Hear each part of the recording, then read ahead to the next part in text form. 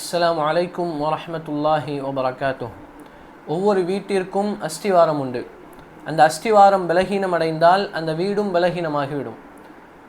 ஒவ்வொரு வீட்டிற்கும் அஸ்திவாரம் இருப்பதைப் போல இஸ்லாமிற்கும் அஸ்திவாரம் இருப்பதாக ரசூலுல்லாஹ் ஸல்லல்லாஹு அலைஹி வஸல்லம் சொல்வதை நாம் பார்க்க முடிகிறது. ரசூலுல்லாஹ் சொல்கிறாங்க, புனியல் இஸ்லாமு அலா ஹம்சின், இஸ்லாம் 5 மீது கட்டப்பட்டுள்ளது. அப்படின்னா 5 தூண் இருப்பதாக ரசூலுல்லாஹ் சொல்கிறாங்க. அதில் முதலாவது தூண் ஷஹாதத்தி அல்லா இலாஹ இல்லல்லாஹ் வ அன்ன முஹம்மதன் அப்துஹு வ ரசூலுஹ், அல்லாஹுவை தவிர வணங்கத் தகுதியானவன் வேறு யாரும் இல்லை, முஹம்மது நபி அல்லாஹின் அடிமை, அல்லாஹின் தூதர் என்று சாட்சி பகர்வது. இரண்டாவதாக வ இகாமிஸ் ஸலாஹ், தொழுகையை நிலைநாட்டுவது. மூன்றாவதாக வ ஈதா இஸ் ஜக்காஹ், ஜக்காத்தை கொடுப்பது. எனவே இஸ்லாத்தினுடைய 3வது தூணாக இருப்பது ஜக்காத்தை கொடுப்பது.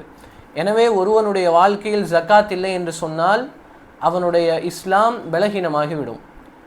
அல்லாஹ்வின் தூதர் ஸல்லல்லாஹு அலைஹி வஸல்லம் சொல்கிறாங்க, ஃபமன் தரக்கஹா ஃபகது கஃபர், யார் தொழுகையை விடுகிறானோ அவன் காஃபிராகி விட்டான். இஸ்லாத்தை விட்டும் வெளியேற்றக்கூடிய பாவமாக ரசூலுல்லாஹ் அடையாளப்படுத்துவது தொழுகை. அப்படிப்பட்ட தொழுகையோடு அல்லாஹ் பல தடவை குர்ஆனில் ஒன்றிணைத்து கூறக்கூடிய அமல் ஜகாத். அகீமுஸ் ஸலாஹ் வ ஆத்துஸ் ஜக்காஹ், தொழுகையை நிலைநாட்டுங்கள், ஜக்காத்தை கொடுங்கள். எனவே இப்படிப்பட்ட மிகவும் முக்கியத்துவம் வாய்ந்த ஜக்காத்தை கொடுக்கக்கூடிய மக்களாக, அதை சரிவர கணக்கு பார்த்து கொடுக்கக்கூடிய மக்களாக அல்லாஹ் என்னையும் உங்களையும் ஆக்கியுள்வானாக.